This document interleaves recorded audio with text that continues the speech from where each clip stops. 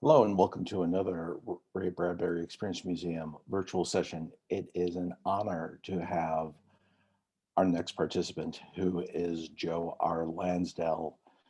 Many of you may know him from the Hap and Leonard books, also seen on the Sundance Channel. You can watch them on Netflix. He has written episodes of Batman, the animated series, as well as comic books, novels, and the short story, which has inspired Bubba Hotep. You name it, he has written it. It is an honor, and I am excited. So without further ado, Joe R. Lenz. Okay, Joe, thank you so much for participating in Yeah, a Ray Bradbury Experience Museum virtual session. Let me tell you, it's an honor for me to be interviewing you, and I can't think of thank you. anyone else that embraces Ray's theory of embrace everything as far as Yes. culture and media. And I think that's represented by your background. Can you explain your background to those that do not know? Yeah. Well, I really do feel that Ray's a kindred spirit. And even before I knew about Ray Bradbury and certainly before I knew about his past, we had a lot of things in common that later when I did discover him, I think even endeared me to him more, along with the fact that, of course, his fiction being, of great impact to me. But when I grew up, I learned to read through comic books. Yeah. And comic book imagery is so valuable to me. And I probably started reading when I was about 4, and then after that, I went into from like I guess I was reading like funny animal stuff, that kind of thing, and then I went into the superheroes, and that was really great. And then I found these things called Classics Illustrated, and they had all of these famous books, these great literature and great entertainment, and they had turned those into comics. And I read all of those, which led all I could get my hands on, rather, and that led me to reading the original books and stories they were based on. And at the same time, in 1951 when I was born, so by about 57, 58, when I was really becoming aware of television, because I think we got one when I was about 4 years old. I think that was the first time I had ever seen a TV. But they were also showing all these old Hopalong Cassidy movies and making new series. And they were showing the old Tarzan movies with Johnny Weissmuller and Lex Barker, and so on, all of those sort of things, and Flash Gordon, Buck Rogers, and all with Buster Crabbe, who played both. He had blonde hair as Flash and dark hair as Yeah. Buck. But I, all of that stuff just kind of mixed into a stew. And then my mother, we didn't have a lot of money. My father couldn't read or write, but they encouraged me to be interested in education. My mother was very much a reader, and she very much encouraged my curiosity and my desire to learn. And then when I discovered Batman too, something special happened, because Batman was an ordinary guy in general. I mean, obviously not that ordinary, but and he had more money. Yeah. But he was a martial artist, and my father was a boxer and a wrestler, so he got me kind of into that. And that was because of Batman. And then it turned out my dad had during the Great Depression, because he was like 42 when I was born, I think, had traveled from time to time by hoboing to different towns and wrestling and boxing in fairs. He had done some of that, so he had an interest in that. And Batman was one of these guys who did all these different martial arts, which I later got into and have been doing now for 58 years. But he was also a master of all these different subjects: astronomy, chemistry, you name it. Well, I wanted to be the same. Turned out I couldn't master them all, though. In fact, I don't know if I could master any of them, but it expanded my way of thinking, and expanded my interest in being someone who was, if not a Renaissance man, at least someone who tried to be. Yeah. And so I was interested in all of these different things, these different subjects: archaeology, anthropology, sociology, psychology, current events, politics, all of that. I think, and Edgar Rice Burroughs, I discovered him when I was young. And I think it's curious that Bradbury mentioned him too. And here I am years later coming across this same writer who, you know, he has from current viewpoints, he has some problems. He was a man of his time, but man, there was nobody that could write a better opening or closing to a book. And he had the greatest imagination. And I believed those John Carter of Mars things when I read them. I thought, man, this is going on. This is really happening, at least on some level in my brain. And I remember doing like probably a lot of kids did, especially boys, because they were very male oriented. And I would go out and spread my arms to Mars because I wanted to go to Mars like John Carter. And then one night I was doing it and I realized, you know, I'm about 12 years old. And if I got there, I probably would be killed by Tharks in about 30 seconds. So maybe this isn't such a great game plan. You know, there's not a business maybe wait model a couple of years and then yeah, right.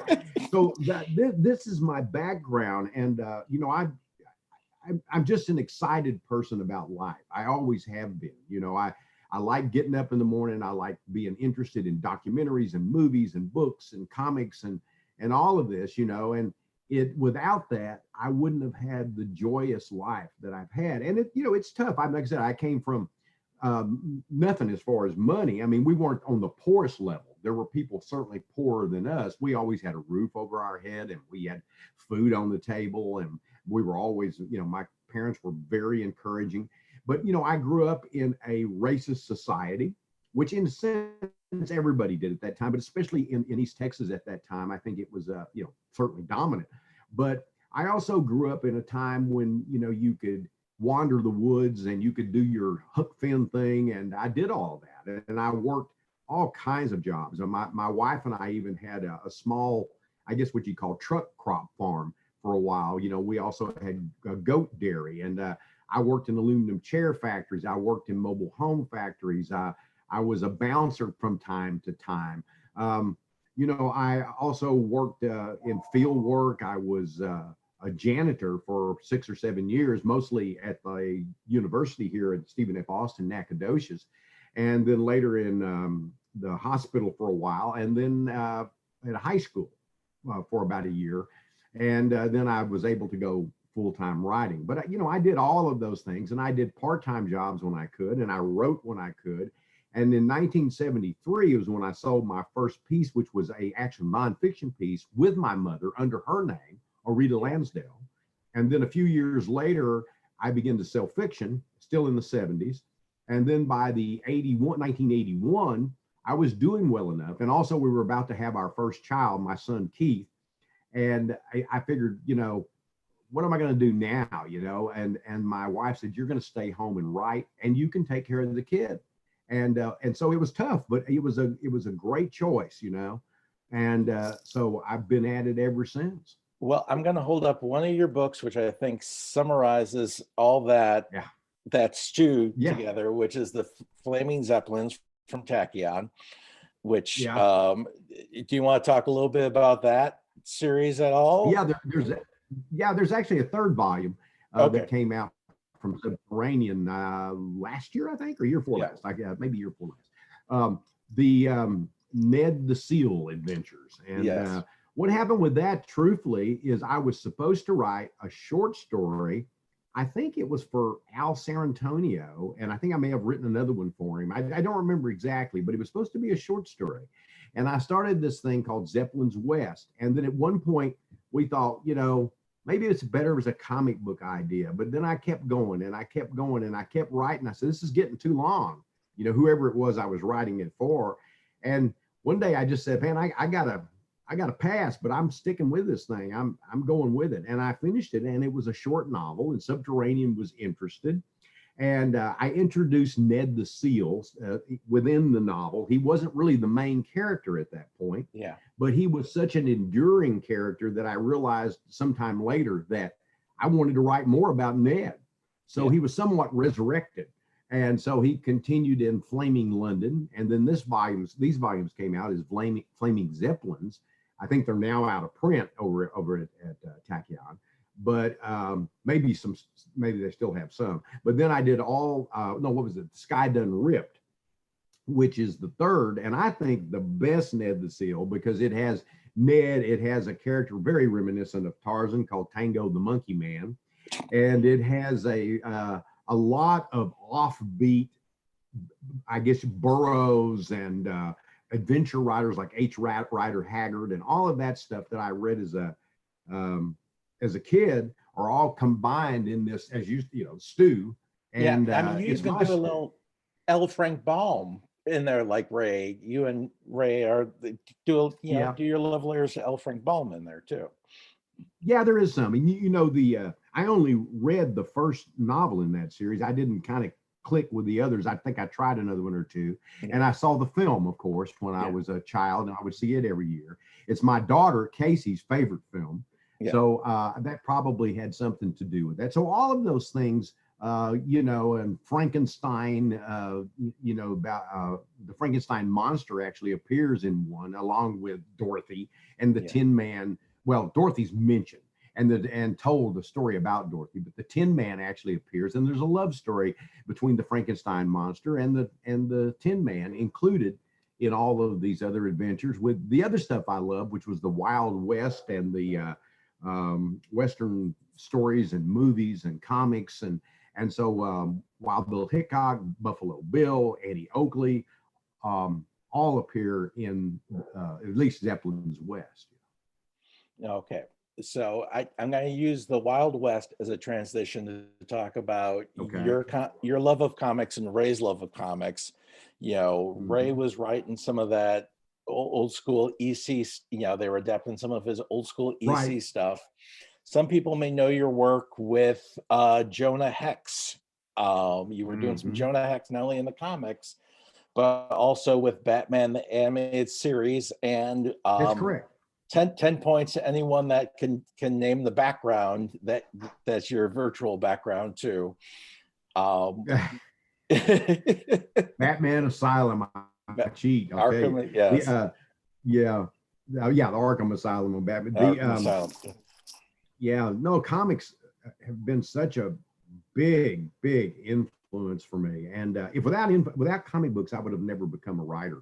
You know, the thing is, I tried writing and drawing my own comics, and what happened, I discovered I wasn't much of an artist, but I was a pretty good storyteller, and I like that part best.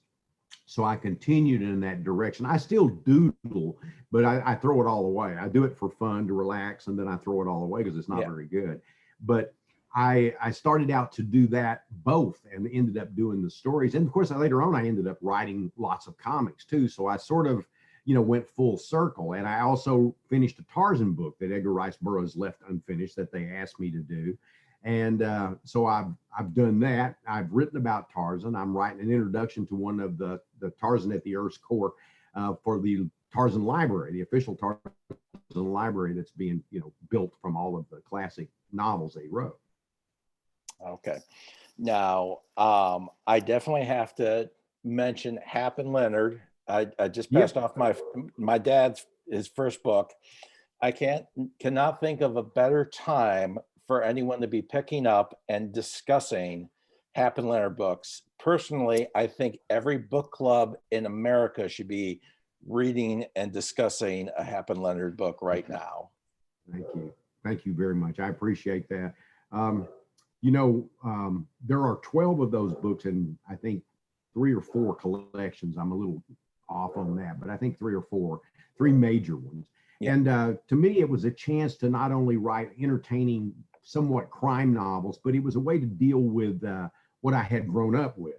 And we talked about racism, but also the kind of weird East Texas humor that the East Texans have. And I think it's a protective kind of humor, and it's a critical kind of humor, sarcastic, I guess is the word I'm looking for.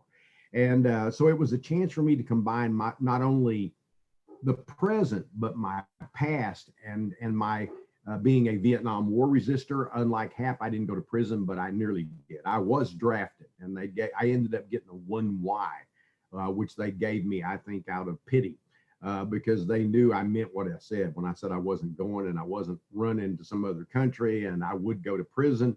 And I always felt they threw me a bone. I don't know that for a fact, but in the books, Hap actually goes to prison because I knew some people who had actually gone to prison for being against the war.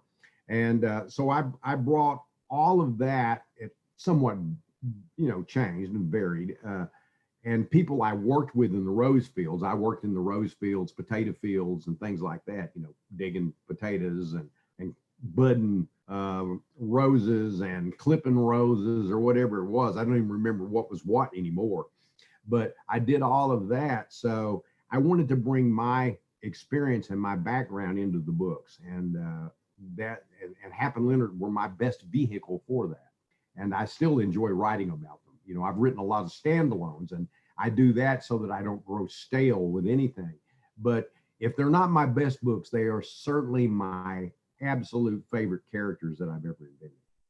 Yep. And people can also see, you know, the Sundance Channel episodes are on Netflix now, so people can check those out also. Right, free season. Yep. And then your work on the Batman the animated series is can also be seen on HBO Max. But I also there's the Son of Batman, the animated movie that yes. Yeah. And there was a Jonah Hex short that's on the Showcase, DC Showcase. Yep. And it was also on the Blu-ray of Under the Red Hood. Yeah. And there is a short story of yours, which I think is amazing to read right now with everything going on. It's in the Old Mars collection, edited by George R.R. Martin. And I apologize to the editor if I goof up this pronunciation of his last name, Gardner Dozier. Is that, did I do that right? I think it's Dozois. Okay. But to be honest, I don't know. And I knew Gardner a little bit, but I didn't know him real well. And so I always thought it was Dozois, but don't trust me either. Okay. It's King of the Cheap Romance. Oh, yeah. Which has not only going to Mars, and it's dealing with a frozen, a person dealing, you know, you have Angela King dealing with the frozen Mars climate, dealing with that, right, but also going to get the vaccine for Mars fever. And I think of your work, what could be more timely of your work right now? I hadn't even thought about that. I don't mean to put you on the spot. Yeah. But and you know, one of the things I enjoyed about doing that, because it's a little bit outside of what most people think of me as doing, but if you really look at my overall career, you'll find I've done a lot of different things. But it was kind of my tribute to the early Heinlein, young adult novels, as well as Bradbury. And I kind of put those guys together in a way. And then, of course, I added in a little bit of Le Brackett and some other, you know, people who wrote about Mars, and just had my own fun doing it, you know. So I really enjoyed that opportunity. And I also did a story for Old Venus, which is very much a Burroughs type of story, except the protagonist is black. Yeah. Well, I don't want to take up too much more of your time. This has been an absolute pleasure for me. Thank you. On a personal note, I want to thank you for absolutely all of your work. I appreciate that as well. I could fill up the time we had by just thanking you for all the work that you have. Well, you know, I could fill up the time just thanking all the writers and stuff like Bradbury and Philip Jose Farmer and all of these people who gave me such a wonderful young life. I mean, I'm also influenced by, you know, Hemingway and Flannery O'Connor and F. Scott Fitzgerald and other, and Bradbury was like that. He was influenced by a wide range of literature and pop literature. And I think that that's the way to be, to find things that excite you, because, you know, that's what life's about.